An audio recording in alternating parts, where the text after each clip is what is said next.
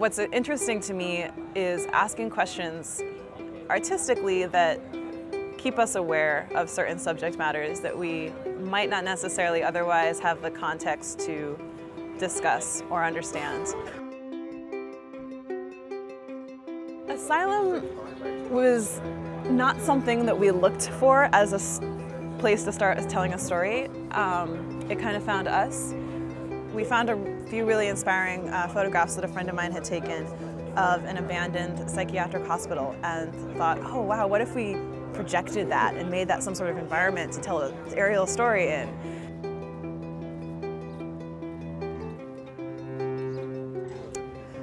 I am Nikki Miller, and I am co-founder and artistic director of Only Child, which is an aerial theater company. It's been around for about 3 years, and we've done some small projects, and basically it was started by my friends Kendall Riley and I. Were both actresses who got really into aerial and wanted to find a way to use our theater backgrounds and our aerial skills to make a type of show that we hadn't really seen a lot of in either theater or circus.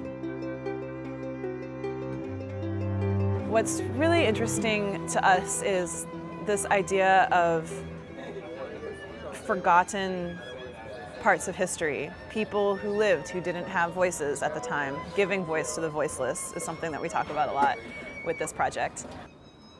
And the reason we think that circus is the way to tell this story, and we've had a lot of people ask this question, so I'm going to answer it, is because circus is this amazing medium where people get to be hyper-expressive in their physicality. They can climb up the walls, they can wrap themselves in fabric, they can stand on another person's body, and they can do it safely because they're trained.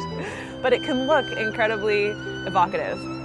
And in the research that we've done, these questions of what is sanity, what is safety, why do we abandon people, why do we abandon places, what happens when we move on from something, do we learn from our mistakes, what makes us learn from those mistakes, how does that manifest, all that stuff. But for the sake of the piece, it's really looking at these archetypal characters who have been shut out from their world and put into a place that ultimately also abandons them, and looking at how that affects them and how that affects the space, and then what comes next, and is there an answer to that question.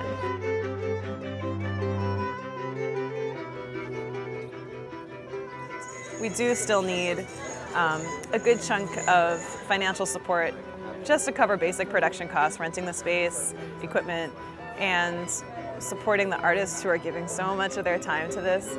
I hope that people who want to support this project recognize that in addition to just supporting this show, you can also know that this company is going to stick around and this company is going to continue to do more things. And so by making this project happen, you're giving us the go-ahead to do that in the future, which means the world to me and to everyone involved, because this is just a new frontier.